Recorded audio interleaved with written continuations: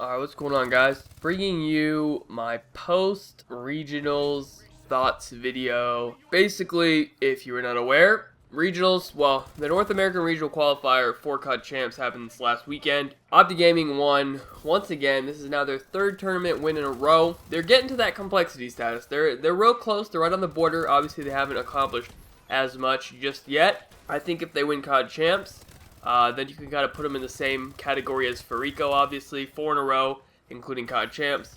And then once they start winning after that, if they can start going 5, 6, 7, or whatever, then they get put in the same category as, Complexity or EG. So, they're on the border, they're almost there, but they definitely need to win COD Champs. That'll be a huge thing. And, that's obviously coming up in a couple weeks or whatever, so...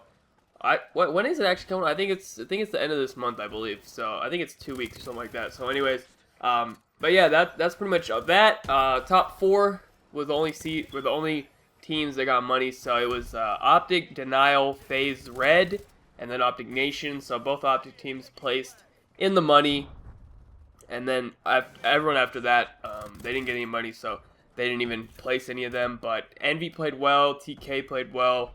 TR played well. I don't know, I can't really think of all the teams who actually made it far or whatever, but those are just some that come off the top of my head. Pretty much almost every single good, reputable or whatever known North American team qualified. I think except for Rise. Other than Rise, I think everyone else qualified.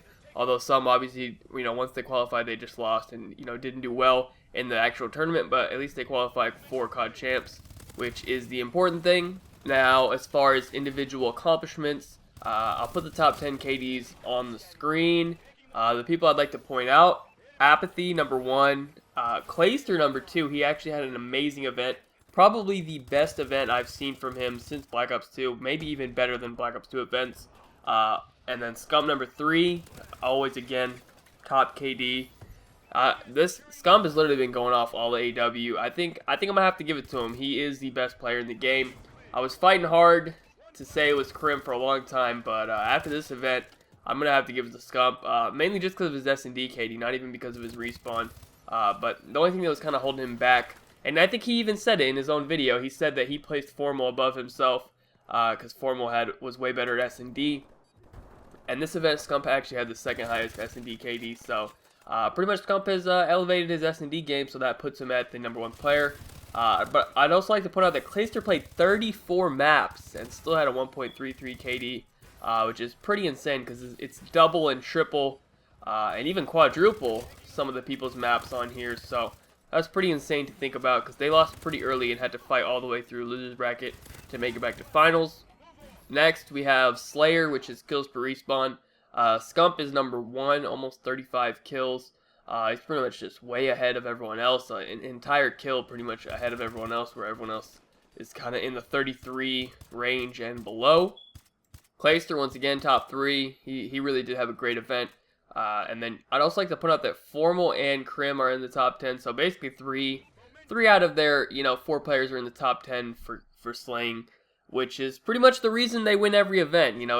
It really is all about slaying. Call of Duty is not a complicated game. You kill the enemy team, you win your matches. There's actually a stat on, I'll find it and I'll put it on the screen, but I think it was around like 85% of the time the team that outslays wins the map. So slaying, it's extremely important. If you don't slay, you probably don't win. Alright, next we're going to have our S&D KD. Apathy number 1 with a 2, which is actually extremely impressive to have a 2 KD in any game mode. Well, obviously, you probably would never have that in Respawn after a whole tournament, but 2 KD is fucking impressive, man. That's really nice.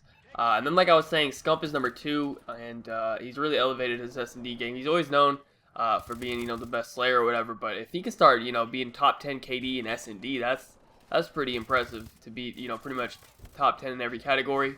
Other than that, there's no one else to really point out. Everyone else had around like a 1.5, other than Apathy. So, that's it for S&D KD.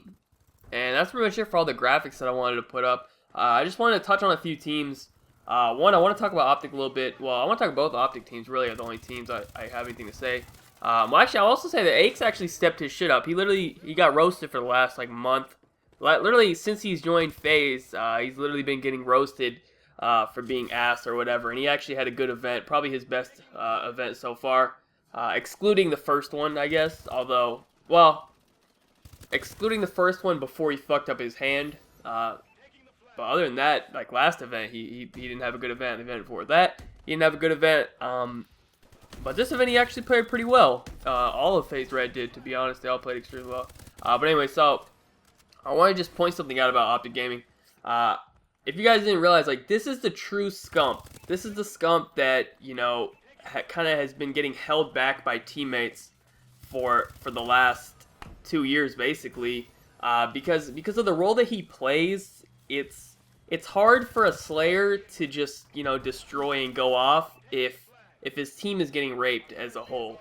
You know what I mean? So when your whole team's negative and you're getting pushed back in your spawn, you're spawning up and they're already pre-aiming you and stuff, it's hard for a Slayer to just go off in that situation. You know, one of the main priorities in order for, you know, Scump to go off is map control and stuff like that. And for the last 2 years, you know, I'm not saying his teams were bad. He's had some good players here and there, whatever. But obviously they were clearly nowhere near the skill level of the teammates he has right now. And basically, the team he has now pretty much allows him to do whatever he wants. He has obviously complete trust in them, with good reason, obviously. He's playing with Krim and Formal. So, pretty much, this is the scump that we could have been seeing this whole time, but we just kind of haven't. That's pretty much it. I just wanted to point that out. I don't know if everybody picked up on that, because, you know, Black Ops 2 Scump, I remember JCap used to make fun of Scump, that he was lost and stuff in Black Ops 2, because, you know, back then he was just a little kill whore. Everything he did wasn't always beneficial to the team. You know, he just saw shit and he killed it. You know, that's not always beneficial. But now I feel like kind of under Krim's guidance and stuff, he's kind of just showed everyone on Optic, you know, how to win. Because that's just something that Krim cares about. If you guys have ever noticed on Twitter, Nadeshot will always, you know, if he ever has a higher KD than Scump, he'll tweet it out, he'll be happy or whatever. Or Scump will tweet it out, you know, #1, you know, kills per respawn, #1 KD at the event. But if you'll notice, Krim and Formal never once ever tweet out, hey, I had the highest KD or, you know, anything like that.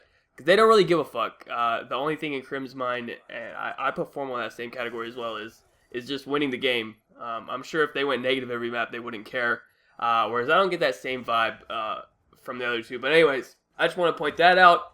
I also want to point out is that I want people to realize that Krim is actually the OBJ, basically, of Optic. He has higher OBJ stats than Nadeshot most of the time. And he also has higher OBJ stats than a lot of the other teams' actual OBJ player. So when you factor that in and then see that he has like a 1.15 KD while playing more OBJ than pretty much 90% of the actual objective players in the game, is pretty insane to think about as well. And that's kind of a factor why you're not seeing him. Normally he would be right next to Scump and Formal with highest KD. You know, back when he was on EG, he was up there, right? Every event, it was, you know, Scump, Krim, Formal all at the top for highest KD. And now, obviously, he's not up there because I think I said it in the beginning of the year when they first made this team. I said Krim was going to be the one to give up kills. This was like 3 months ago I said this, and, you know, now it's pretty much coming through and true. So, anyways, I just want to point that out. And then the other thing I want to talk about Optic Nation, I really think they have a chance to do well, man. They got 4th. No one expected them to. I predicted them to have a really good event. They didn't have the exact same path that I had predicted. They got stomped on by FaZe. But they did end up making it back, and, you know, they fought through losers a little bit and, you know, fell short at the end to Denial, but they played pretty well. And I feel like this is the most comfortable team Karma has been with in all of AW. And I honestly feel like they didn't even play up to their full potential. If you look at the stats, you can see that they definitely did not. And I'm looking for, you know, if because AW is pretty much about slaying. If you look at, you know, the stats, obviously, what does Optic do better than every other team? They outslay them. And I feel like if Miracles or Killa or TP, I'm looking for TP to step it up. If TP can step up his slaying just a little bit, I really feel like if he can just, you know, not worry about OBJ too much, let Killa and Miracles, I feel like Killa should be the OBJ of that team. I don't know. That's my opinion. I feel like Killa should be the OBJ of that team, and TP should, you know, try to step up with the slaying, and that team would be extremely successful doing that. But if they just step it up a little bit, they'll be able to do well, because they beat every team. But if they play, you know, like a FaZe, who has a lot of slaying power, just like Optic. They got shit on. They got beat by Denial. Denial doesn't have like the craziest slaying power, but they do have some there with Clayster going off like he did. They definitely have more than Optic Nation, that's for sure. I don't know. I feel like Optic Nation could beat every team except for like they'll struggle with like a FaZe Red or a Optic Gaming. Even their games with Denial, I mean, they were fairly close. It wasn't like a complete blowout or anything. But anyways, that's pretty much it. That's kind of my thoughts on a couple of the teams. I have my top 10 players after COD champs. Interesting to see that, what goes down. But other than that, I mean, that's pretty much it. That's my thoughts so far. Thank you guys so much for watching. Be sure to leave a like rating if you enjoyed. Subscribe if you're not already. Follow me on Twitter. Links to the description down below. Other than that, have a good day, and peace out.